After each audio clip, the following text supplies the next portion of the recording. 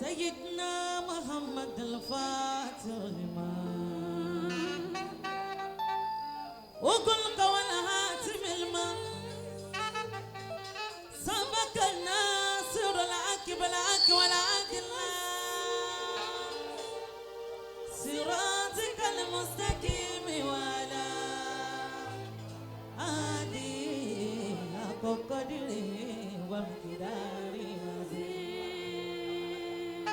محمد رسول الله صلى الله عليه وسلم وهو مزمل وهو مدشر ناصر ومنصور محمد رسول الله النبي محمد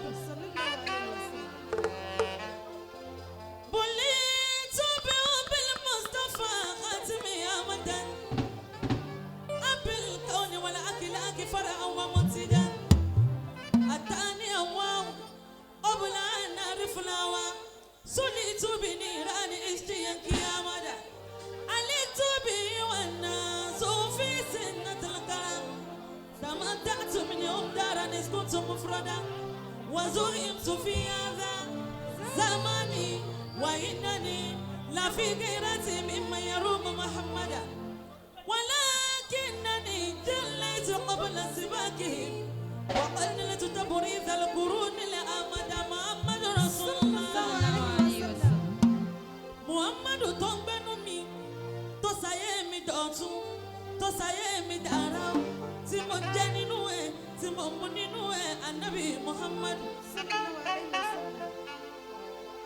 هو المصطفى المحبوب وهو مزمل مدشر ياسين على كل أقداس محمد رسول الله الضيف سرى أما أن ركبي يا ماما مواسينا كير الناس لسير تماما وأليا ترى إني أنيه ببابي وأمشي بتاجي باللقاء مسلمة ونجي أمين الله خازن سري ومؤسس والفاقات كنزا ومغنما ونجي إطاعة من أمين محمدا محمدا محمدا محمدا محمدا محمدا محمدا محمدا محمدا محمدا محمدا أتاك قديم شايب فودي مقدمة أذكر علي أم كفاك فإنما تكرمت لي من قبل ما كنت ملتما مكارم علي جودي فيك تجمعت فقد اشتأت الناس بل دمت أقرب وجئتك عبدا داريا متشبثا فأوليتي فاتا خادما جاء مغرما محبا فقيرا سائلا جاء شاعرا يجوب فيافي هذا شيبا ومرما وإنك خير الناس من خير أمتي إلى خير مولى قد دعوت أما محمد رسول الله صلى الله عليه وسلم تاني أمامكي بكو باشولو محمد رسول الله صلى الله عليه وسلم lẹ́yìn tí mo dúpẹ́ fún Ọlọ́run bá tí mo dẹ̀ ti kọ́ lómi Muhammadu mo dúpẹ́ lọ́wọ́ bàbá mi Adégbé Dáúdà ọ̀run rẹ̀ Ọlọ́run bá mi délẹ̀ fún bàbá mi ọmọ ajé mo tún wá dúpẹ́ lọ́wọ́ màmá mi Àdùnní Adé tó ṣọlọ́kọ̀ mi wá sẹ́yìn Àdùnní Adé ikú òjijì onípa ẹlẹ́lẹ́ ìbínú rí Muhammadu Rasulullah mo kí màmá mi Alájà Sáúdàtù Àdùnní Adé ẹ kú àdúró tì mí wọ́n ní wáyé tí màmí Àdùnní mo tún wá dúpẹ́ lọ́wọ́ olórí mi o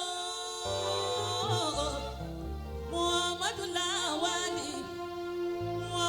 Lawali ikú òjijì ò ní pa ẹlẹ́lẹ́ ọkọ̀ àdúró tì mí o ìwọ ló ní má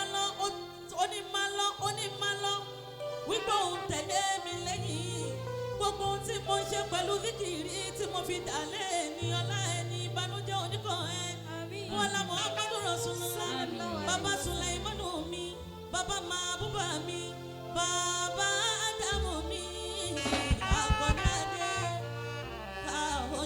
dúpẹ́. Mo wá tún wá dúpẹ́ lọ́wọ́ bàbá mi. Bàbá kú níbi tó Rasul. Bàbá mi Ṣéwù Sáyídì Akéwòṣọlá Akéwòṣèkìsà. Ẹ̀yin lẹ́ni máa lọ́kọ̀ sí nǹkan ikú òjijì ò nípa yín lẹ́lẹ́lẹ́lẹ́lẹ́. Ọkọ màmí Alájà Amina Akéwòṣọlá. Kíkú má pa yín láíláí bí Núrí Muhammadu Rasulullah. Ṣéwù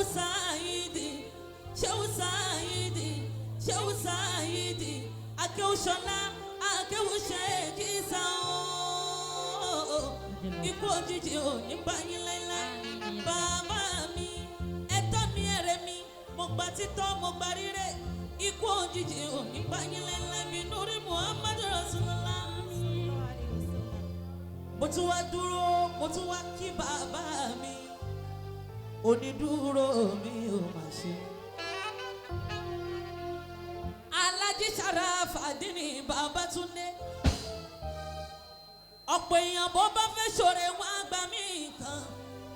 Àmọ́ Babátúndé ṣoore kò wẹ̀yìn mọ́ kò tún wo bẹ̀ mọ́. Ikú òjijì ò nípa yín láíláí. Òun ló mú mi mọ́ T-Pumpy concept.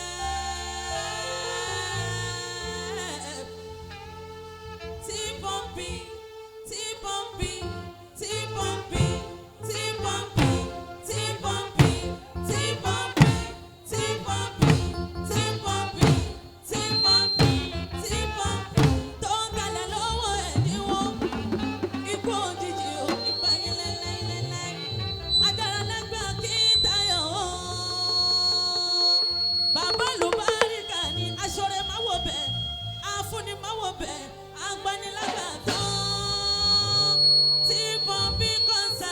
ìlú Àbújá. Ó ní bí tó Rasulu gbogbo ohun tó ń bá ṣe mò ń faramọ́. Ó ní máa fi kọ̀ sídà mi kí n máa fi kí T-Pumpy.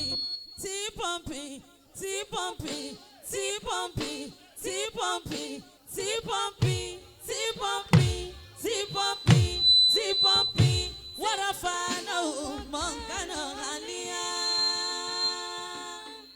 Ikú òjijì ò nípa yín láíláíláíláí. Bí Núrí Muhammadu Rasulullah.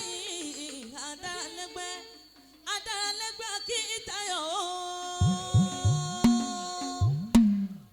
Onídúró mi ẹ ṣeun o. Bó bá jẹ́ ènìyàn ló dúró ni wá ti máa san. Bó jẹ́ ènìyàn ló dúró ni wá ti jápa. Bó jẹ́ ènìyàn ló dúró ni á ti máa sìnkún. Onídúró mi ẹ ṣeun o. T-Pumpy concept kò ní bàjẹ́. Gbogbo tó jẹ́ kéde ó ṣeé ṣe kò ní bàjẹ́ lẹ́lẹ́ ṣé mo dúpẹ́. T-Pumpy concept tó talẹ̀ lówó ẹ̀dínwó ní ìlú Àbújá o.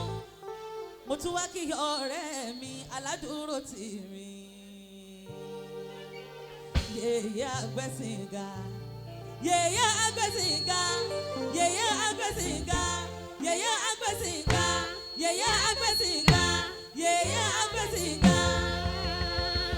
Ayàwó ẹ̀gbọ́n mi Alájì Ismaila Ọlálẹ̀mí Abíọ́dún. Kò ní bàjẹ́ láíláí. Aláṣẹ Bestap. Kò ní bàjẹ́ Bọ́lá Muhammadu Rasulullah.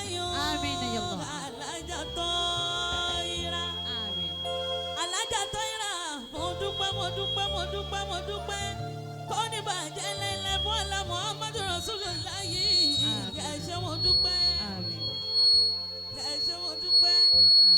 Ẹ ṣé mo dúpẹ́.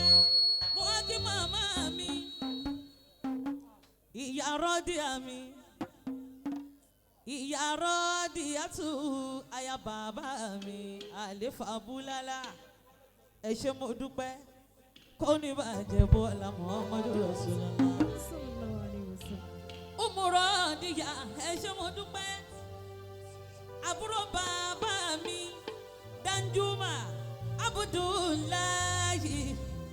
Abdullahi aláṣẹ Unity Bakery nílùú Kano. Ṣáwọn ọ̀rọ̀ yín wá ìbànújẹ́ oníkànnì Bọ́lá Muhammadu Rasulullah. Àmín. Ẹ ṣé mo dúpẹ́. Àmín. Ẹ ṣé mo dúpẹ́. Kò ní bàjẹ́ láíláí.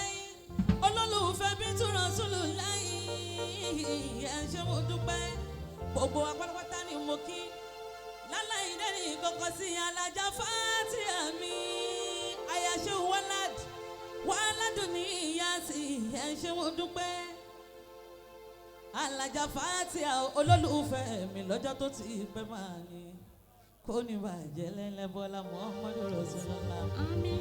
Alájí Ahmedi mi táyà dìda kó ní bàjẹ́ lẹ́lẹ́bọ́lá Muhammadu Rasulullah. Àmín. Àmín. Mo kí àǹtí mi alájà Síkírà ẹ ṣé mo dúpẹ́ ṣáwọn náà fi mí lọ́kàn balẹ̀ wọ́n ní Bíntù alájà ẹ ṣàfọkàn balẹ̀ kò sí nǹkan. Alájà Síkírà kó ní bàjẹ́ bọ́lá Muhammadu Rasulullah alárìíyàbọ̀ kí ẹ o ẹ ṣé mo dúpẹ́ grandpa tí pọ́ǹpì kó ní bàjẹ́ bọ́lá Muhammadu Rasulullah.